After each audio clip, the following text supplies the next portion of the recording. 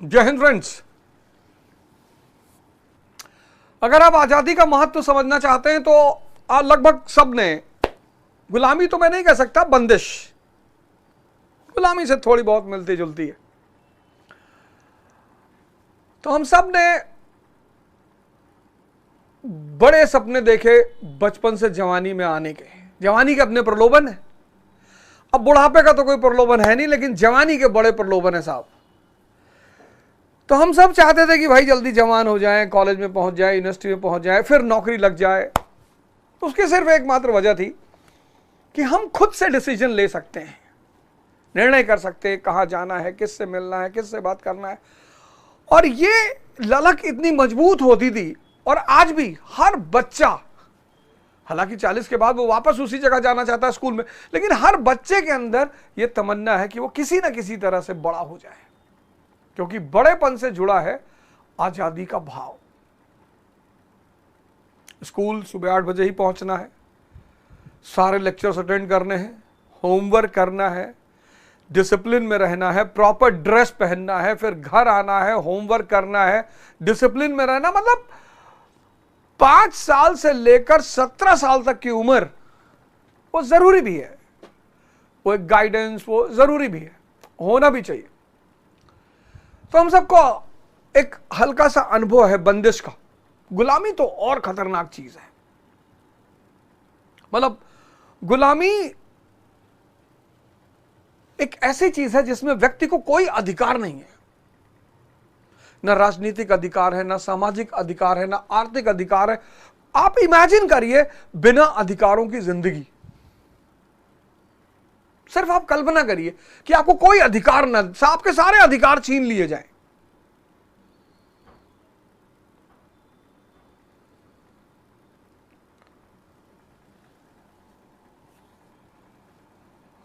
और आज स्वतंत्र भारत का मंदिर, हमारी संसद, स्वतंत्र भारत के मंदिर हमारी विधानसभाएं, और इन मंदिर में इस देश के जो राजा हैं, राजा हैं कौन? इस देश की जनता, हम भारत के लोग। और आर्टिकल 326 उसे एक अधिकार देता है लोकसभा और राज्य की विधानसभाओं में अपने प्रत्याशी चुनकर भेजने का। वयस्क मताधिकार, 18 साल से ऊपर जो भी है उनको यह अधिकार है। वयस्क, एडल्ट, यूनिवर्सल एडल्ट फ्रेंचाइज, बहुत बड़ी ताकत है। देश का दुर्भाग्य तो मैं नहीं कहूंगा, लेकिन धीरे धीरे जनता में जागरूकता आएगी ही। मतलब ये देश ऐसा देश है जहां इलेक्शन के टाइम पर आज भी प्रचार करना पड़ता है कि भैया वोट दे दो। मेरे एक दोस्त हैं, फटफटगंज में रहते हैं, तो उन्होंने कहा यावत मेरे एक वोट से क्या होगा। मैंने कहा यार यही अगर 10,000 लोग सोच लेंगे ना तो मेरे 10,000 वोट चले जाएंगे। तुम आओ जरूर, आपका एक वोट बहुत कीमती है।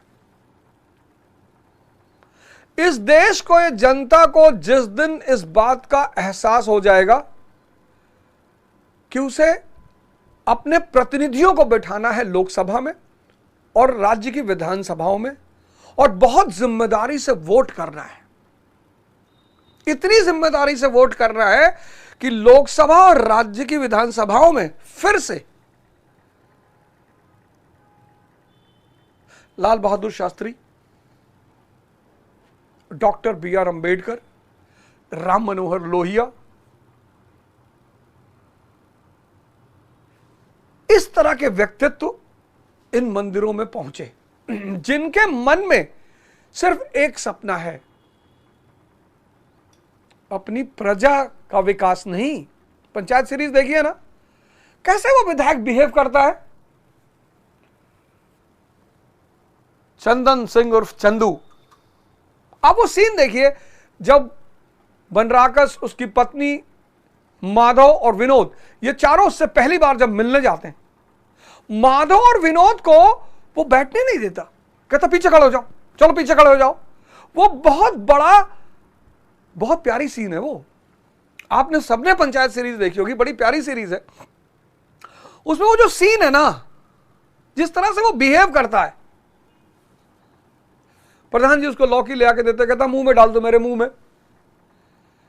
सर आप इनको चुनते हो, इनकी इतनी हिम्मत नहीं है, इतनी औकात की आपसे बदतमीजी कर दें, लेकिन आपको चूंकि एहसास नहीं है अपनी ताकत का, अपनी शक्ति का।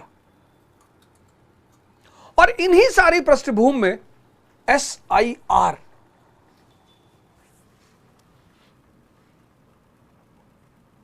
स्पेशल इंटेंसिव रिवीजन, जिसको लेकर हंगामा चल रहा है। स्पेशल इंटेंसिव रिवीजन, विशेष गहन पुनरीक्षण, और इतना गहन पुनरीक्षण कि 65 लाख वोटर गायब कर दिए।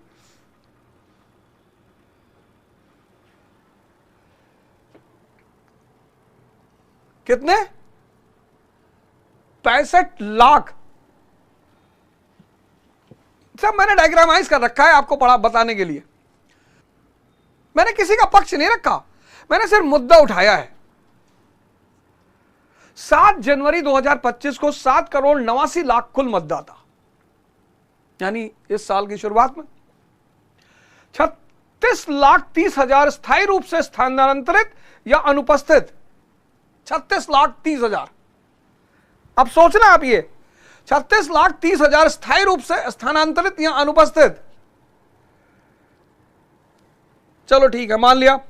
22,30,000 मृत।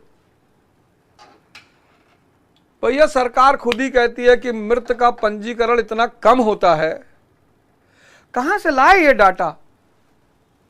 22,30,000 मृत घोषित, 36,30,000 स्थानांतरित अनुपस्थित, 22,30,000 मृत, 7 लाख कई जगहों पर नामांकित। तो 36, 22, 7, टोटल 65,60,000 कुल मतदाता हटाए गए 7 महीने के अंदर। पता नहीं आप सोचते हैं कि नहीं सोचते, मैं तो बस ऐसे आपसे चर्चा करने चला आया हूं, मेरा कोई उद्देश्य नहीं है, मैं किसी का पक्ष नहीं रखूंगा। 7 महीने के अंदर 65,60,000 मतदाता हटाए गए। औसतन एक विधानसभा में 27,013 मतदाता हटाए गए औसतन। ये देखिए,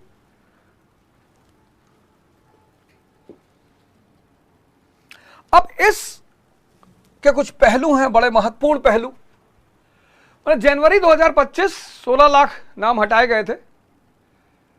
जनवरी 2024 के पर्सपेक्टिव में हम देख रहे हैं। मैं माफी चाहता हूं, यहां शायद हमारी टीम वो सही नहीं, यहां पे आप 24 लिखिएगा। जनवरी 2024, जनवरी 2024 में 16 लाख नाम हटाए गए थे, 28 लाख नए मतदाता जोड़े गए थे। जनवरी 2024 16 लाख नाम हटाए गए थे और 28 लाख नए मतदाता भी जोड़े गए थे। जुलाई 2025 65 लाख मतदाता हटाए गए और हटाए जा सकते हैं। और अक्टूबर नवंबर में चुनाव है।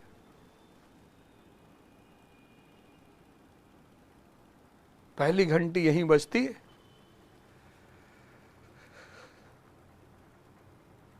कि जनवरी 2024 टाइम था, अच्छा टाइम था। 16 लाख नाम हटे, 28 लाख नए जोड़े गए।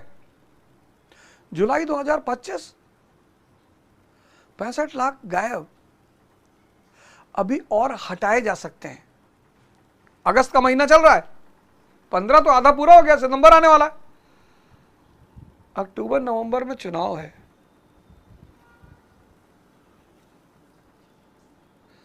क्या सोच रहा है इलेक्शन कमीशन ऑफ इंडिया?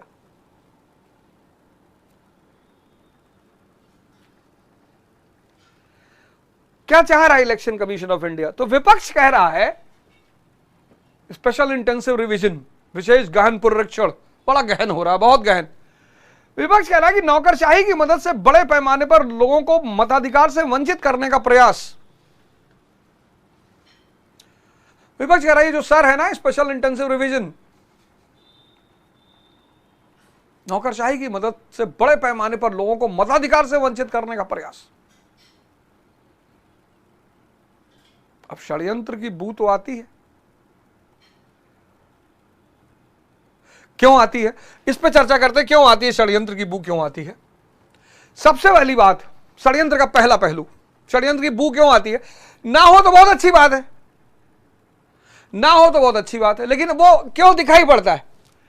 सबसे विवादास्पद पहलू है 11 स्वीकार्य दस्तावेजों की सूची।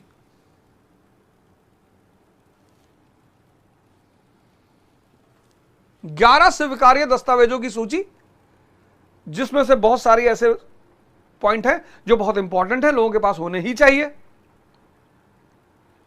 सुप्रीम कोर्ट ने इनको निर्देश दिया कि भाई राशन कार्ड, आधार, वोटर आईडी तुम्हें ना बना के दी,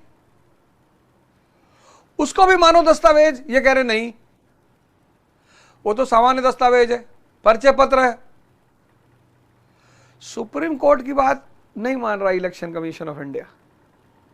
वो कह रहा ना, वो कह रहा 11 दस्तावेज, जन्म प्रमाण पत्र होना चाहिए। अब इस पर तो मैं बचाव नहीं करूंगा कि नहीं होना चाहिए, पर पासपोर्ट सबके पास नहीं हो पाएगा। मैट्रिक प्रमाण पत्र, अच्छा मैट्रिक प्रमाण पत्र, हाँ वैसे भी बिहार की लिटरेसी रेट कितनी है भाई? 99 पॉइंट है क्या? यही सोच के शायद इलेक्शन कमीशन बोला होगा कि गुरु 99% लिटरेसी रेट वह है, तो हर आदमी के पास मैट्रिक हो भी करेगा। और 99% लिटरेसी रेट होता मर्दे, तो बिहार का आदमी प्रवासी मजदूर बनता जी।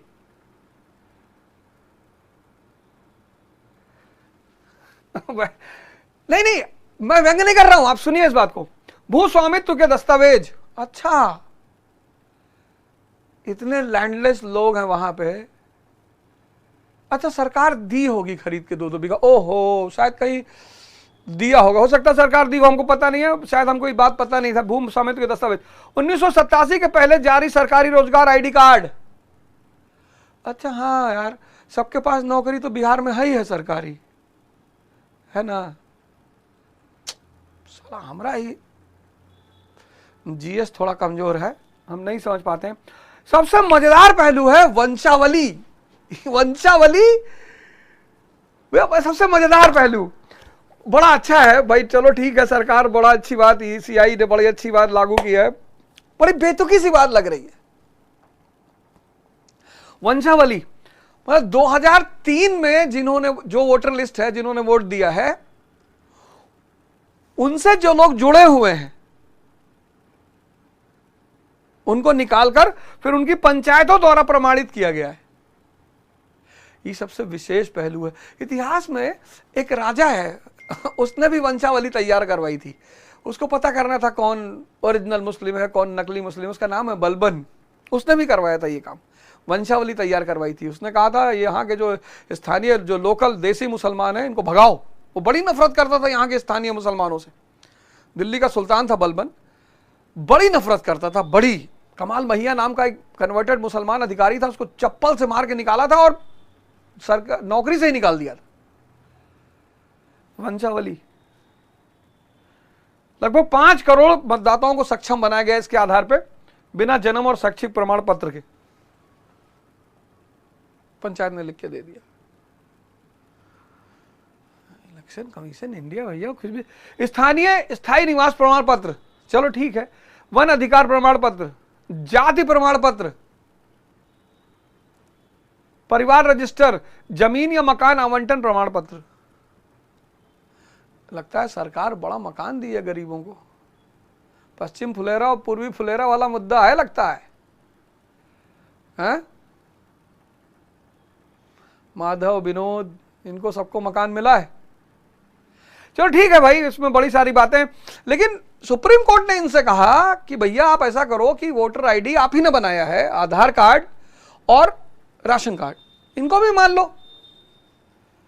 कहा नहीं, ये सामान्य दस्तावेज है। ये दूसरा बड़ी बात है, सुप्रीम कोर्ट में एसआईआर को चुनौती, आधार, वोटर और राशन कार्ड को वैध साक्ष्य माने जाएं, सुप्रीम कोर्ट ने कहा। ईसीआई कहता कि नहीं, ये सामान्य दस्तावेज है, नागरिकता को साबित करने के लिए पर्याप्त नहीं है। तो आपने जो इतनी मेहनत करके इनको बनवाया, इतने अधिकारी लगाए, इतना आपने पैसा लिया, लाइन में खड़ा करवाया, ये वोटर आईडी कार्ड सब फर्जी है और ये आपको अभी याद आया है।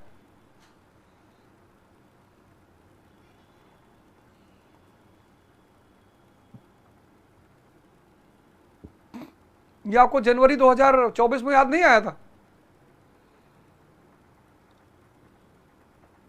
ये आपको अभी याद आया है? अभी?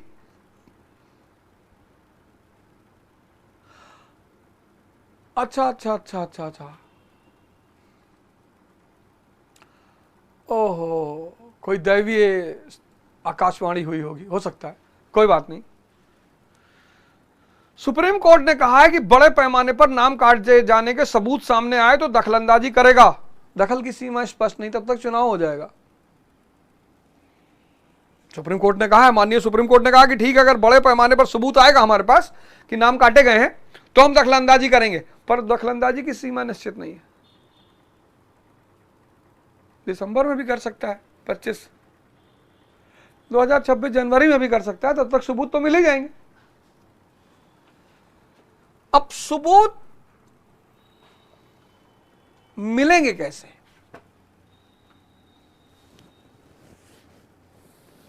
सबूत कैसे मिलेंगे? ये जो दावा या आपत्ति की प्रक्रिया है, इसके प्रति बड़ी गहरी निष्क्रियता दिखाई पड़ रही है। भाई लोग दावा करेंगे ना, 65 लाख वोटर के नाम काटे गए, तो 65 लाख में कम से कम 10 लाख तो दावा करें कि भैया मेरा वोटर आईडी कार्ड नहीं, आपत्ति जताएं।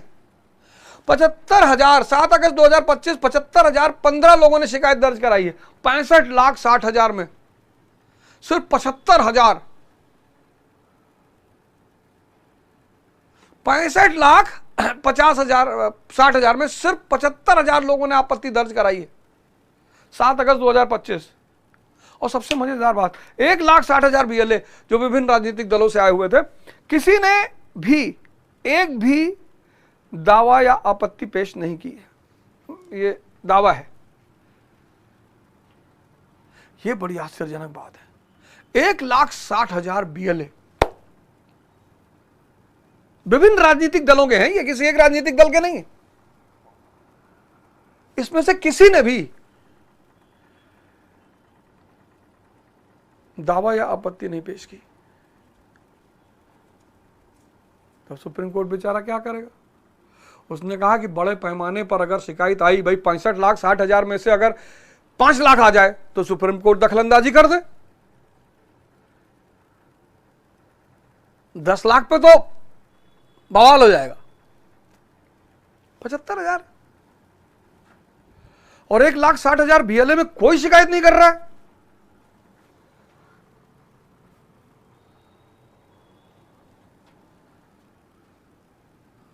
अब षड्यंत्र की जो बू है वो बढ़ती जा रही है।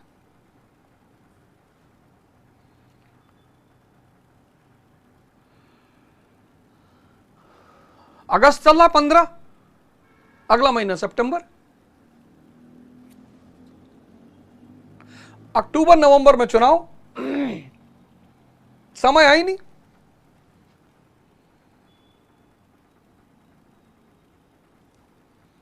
समय है ही नहीं।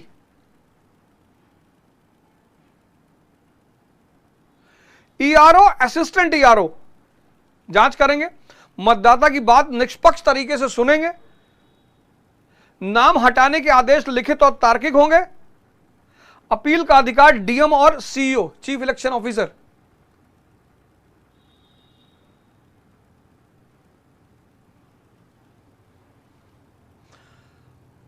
$65,60,000 का ये सब कर लेंगे एक महीने में? है?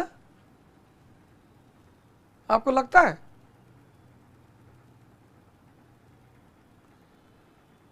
मतलब जो टाइम सीमा है उसमें हो पाएगा? देखिए षड्यंत्र की महक बढ़ती जाएगी।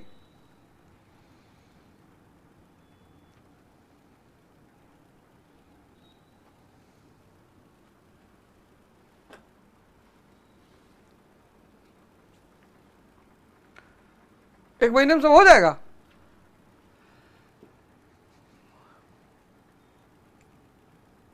मैंने एक नॉवेल पढ़ी थी राग दरबारी श्रीलाल शुक्ला की, उसमें एक कैरेक्टर है लंगड़।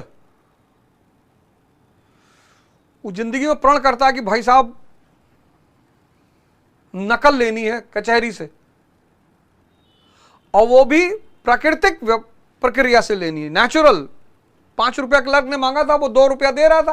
क्लर्क ने कहा नहीं देंगे। क्लर्क ने कहा 5 रुपया नहीं दोगे, नकल नहीं देंगे। उसने कहा 2 ही रुपया देंगे, उससे ज्यादा हम भी नहीं देंगे। दोनों अड़ गए। तो क्लर्क ने कहा ऐसा करो, तुम जो व्यवस्था उस हिसाब से ले लो। तो महीने दर महीने बीतते जाते हैं। लंगड़ हर महीने कचहरी जाता है, हर महीने किसी न किसी बहाने से उसकी नकल हटा दी जाती है।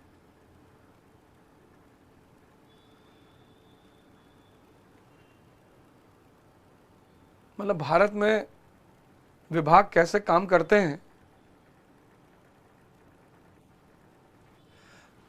भाई साहब मैं इसका भुक्तभोगी रहा हूं। वोटर आईडी कार्ड बनवाने में ऑब्जेक्शन लगा दिया था अधिकारी ने। 8 जनवरी लास्ट डेट थी, 8 जनवरी।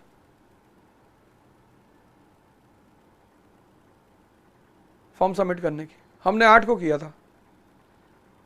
ऑफिसर ने कहा कि ऊपर से ऑर्डर आया कि 5 जनवरी ही लास्ट डेट रहेगी। अरे भैया लास्ट डेट पहले बताई जाती है, लास्ट डेट बताने के बाद फिर लास्ट डेट चेंज नहीं की जा सकती। यह है काम करने का तरीका। मतलब लास्ट डेट बताई, उसके बाद 1 महीने बाद लास्ट डेट ही चेंज कर दी। यह कहां संभव है? इसका तो मैं भुक्तभोगी हूं, और मुझे सीधे भारत के चीफ इलेक्शन कमिश्नर से मिलना पड़ा। बड़ा अद्भुत समय था वो भी।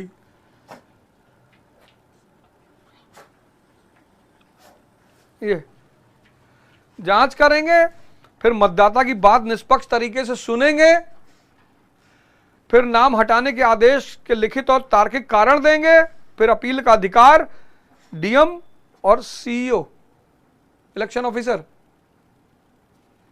सब 1 महीने में हो जाएगा।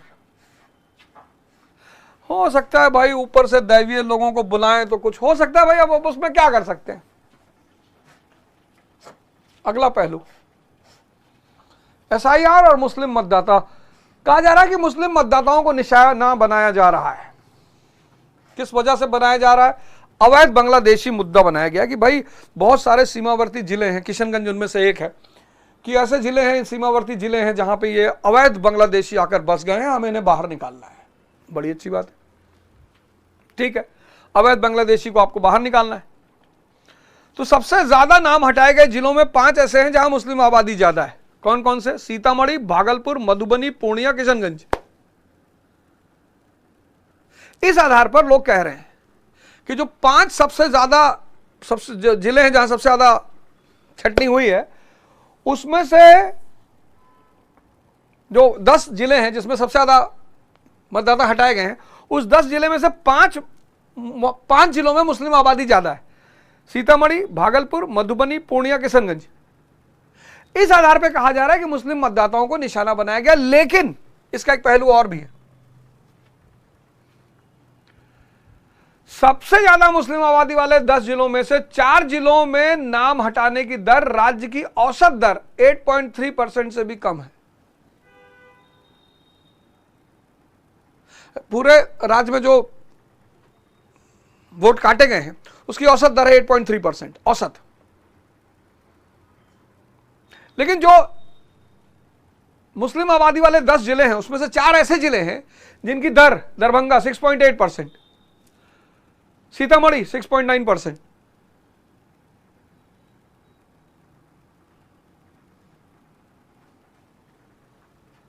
भाई अगर मुस्लिम ही टारगेट होते तो यहां औसत दर और ज्यादा होती। अररिया 7.6%,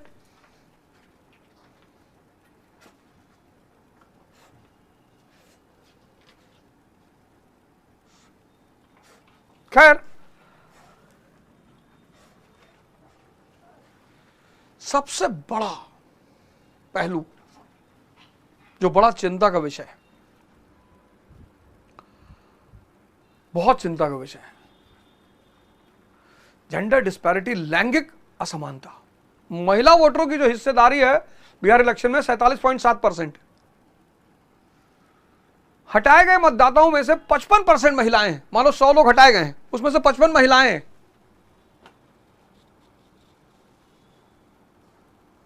महिलाएं इसका ज्यादा, एसआईआर का ज्यादा शिकार हुई। अच्छा, क्यों हुई महिलाएं इसका ज्यादा शिकार? अच्छा, कैमूर में राजपुर एक जगह है, राजपुर एससी आरक्षित है, कुल कटे नामों में 69% महिलाएं हैं। राजपुर विधानसभा है, एससी आरक्षित है। यहां जितने भी नाम काटे गए उसमें 69% महिलाएं हैं, और पूरे कैमूर में 64% महिलाओं के नाम काटे गए, और बक्सर में 63%।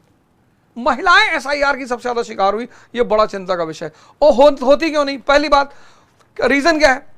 अब भाई शादी करके ससुराल चली गई, अधिकारी उनके घर पहुंचा। दूसरा, शैक्षिक दर कम है, तो मैट्रिक का सर्टिफिकेट कहां से लाएंगी? सरकारी दस्तावेज ना के बराबर। जब शैक्षिक दर कम है तो किस सरकारी विभाग से उनको अपॉइंटमेंट लेटर या पेंशन क्या मिलेगा? यह बहुत खतरनाक पहलू है।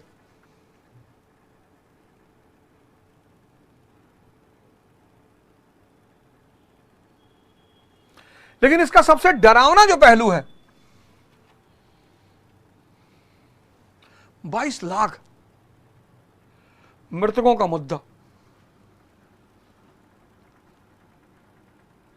यह सबसे डरावना है।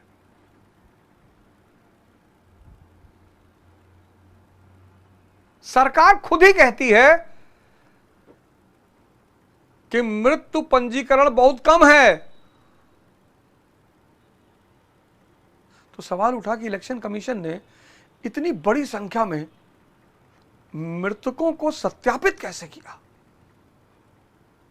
विपक्ष यही चिल्ला रहा है कि इसकी कार्यप्रणाली जो है ना, ये कैसे सत्यापित किया हो, बस इसको निष्पक्ष होकर बता दो।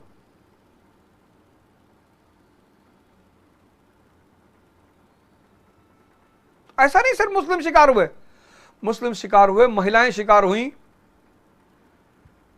और ये मृतकों के मुद्दे में 84 लाख प्रवासी मजदूर हैं। 84 लाख, सॉरी 74 लाख, 74 लाख, 74 लाख के पास आसपास प्रवासी मजदूर हैं।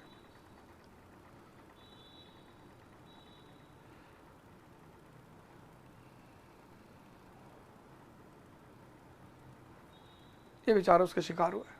इसमें से बहुत सारे लोग उसके शिकार हुए, महिलाएं, मुस्लिम, प्रवासी मजदूर।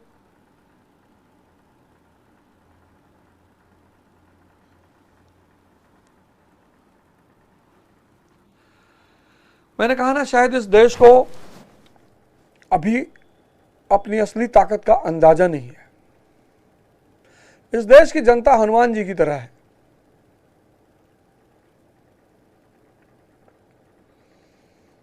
समंदर लांघ जाएगी। बड़ी बड़ी घटनाओं को अंजाम दिया इस देश की जनता ने।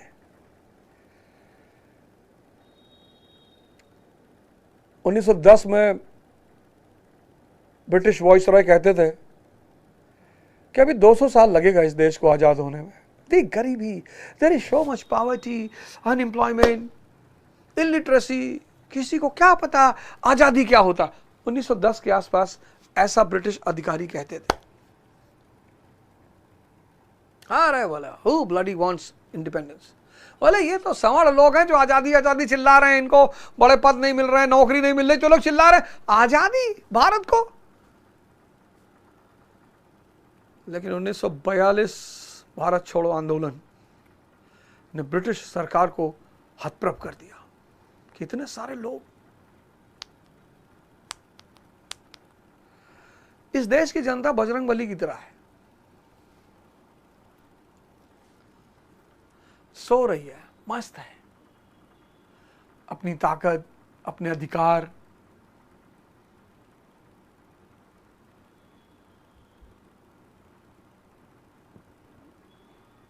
उसको उसका एहसास ही नहीं है।